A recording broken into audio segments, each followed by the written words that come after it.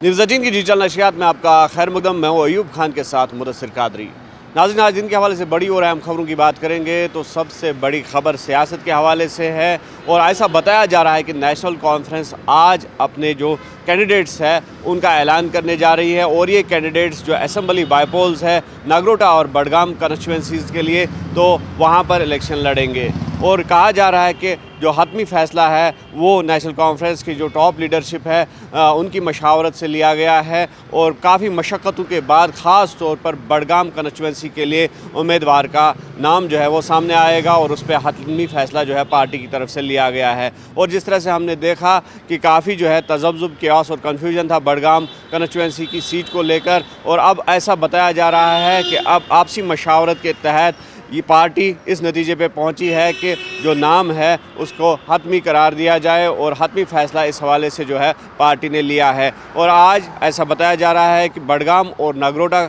Assembly constituencies की bypolls के लिए दोनों उम्मीदवारों का नाम जो है वो पार्टी जाहिर करेगी और शायद सोमवार को आने वाली मंडे जो है तो उस दिन दोनों जो उम्मीदवार है वो अपने कागजात नामजदगी अपने अपने जो रिटर्निंग ऑफिसर्स है हल्के के तो वहाँ पर दाखिल करेंगे। और अब ये भी बताया जा रहा है कि जिस तरह से नाराज़गियाँ और अंदरूनी तलखियाँ पाई जा रही थी नेशनल कॉन्फ्रेंस के अंदरूनी काडर में और जिस तरह से इख्लाफ राय पैदा हो गई थी, अगर आगा सईद रूहुल्लाह मेहदी की बात करेंगे और जो नेशनल कॉन्फ्रेंस की आला क़यादत है, तो अब ये कहा जा रहा है कि आगा सईद रूहुल्लाह को ऑन बोर्ड लिया गया है और उनसे जो है हतमी मशावरत करके अब जो नाम है वो फ़ाइनल किया गया है बडगाम बाईपोल्स के लिए। अब देखने वाली बात ये होगी कि ये नाम कौन से होंगे और जिस तरह से कयास आ रहा है या की जा रही है तो कई नाम जो है वो सामने आ रहे हैं, लेकिन हतमी फ़ैसला जो है वो पार्टी उस नतीजे पे पहुंची है कि कैंडिडेट्स जो है उनको फाइनलाइज़ किया गया है।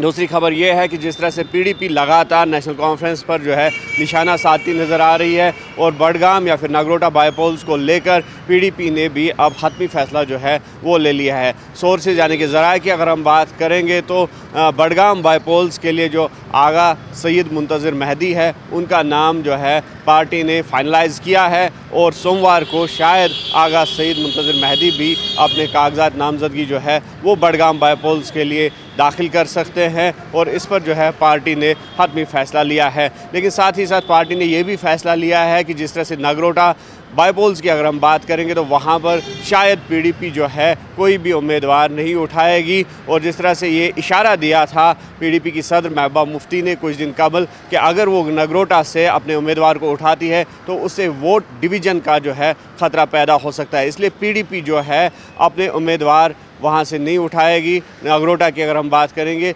लेकिन इस पर हतमी फ़ैसला लिया गया है कि बडगाम बाईपोल्स के लिए पीडीपी ने अपने उम्मीदवार को फाइनलाइज़ किया है और सोमवार को जो पीडीपी का उम्मीदवार है वो भी अपने कागजात नामजदगी दाखिल करेगा जो इलेक्शन रिटर्निंग ऑफिसर बडगाम है। और साथ साथ जिस तरह से हमने देखा कि उमर अब्दुल्ला की क़यादत वाली सरकार का 1 साल मुकम्मल हो गया है और ऐसे में जिस तरह से जो यूटी सरकार है, उमर अब्दुल्ला की क़यादत वाली सरकार है, वो अपनी कारकर्दगी का दिफा करती नज़र आ रही है। और इस हवाले से कल जिस तरह से उमर अब्दुल्ला ने एक प्रेस कॉन्फ्रेंस भी तलब की जम्मू में और अपनी जो कारकर्दगियाँ है उनको गिनाया और साथ ही साथ जो अगर खामियाँ कहीं पर है उनका भी दिफा किया और कहा कि किस तरह से किस चैलेंजिंग सिचुएशन में जो यूटी सरकार है काम कर रही है। लेकिन दूसरी जानिब बीजेपी लगातार इस सरकार पर निशाना साध रही है और साथ ही साथ पीडीपी जो है और दीगर जो अपोजिशन पार्टीज़ है, हरी पार्टीज़ है नेशनल कॉन्फ्रेंस की, वो भी लगातार नेशनल कॉन्फ्रेंस को कटघरे में खड़ा कर रही है। और ये कहा जा रहा है कि नेशनल कॉन्फ्रेंस अपने एजेंडा, अपने मैनिफेस्टो से डिवेट हो गई है। अगरचे regularisation of daily wagers, contractual employees की हम बात करेंगे तो इस हवाले से जो मैनिफेस्टो था, जो एजेंडा था नेशनल कॉन्फ्रेंस का, और ये कहा जा रहा है कि वो प्रायोरिटी पे था वो एजेंडा, लेकिन 1 साल गुजरने के बावजूद भी नेशनल कॉन्फ्रेंस उस एजेंडा को फुलफ़िल करने में या उस पर काम करने में नाकाम हो चुकी है। और साथ ही साथ जिस तरह से दीगर मुद्दे हैं रेस्ट्रिक्शन ऑफ स्टेटहुड या आर्टिकल 370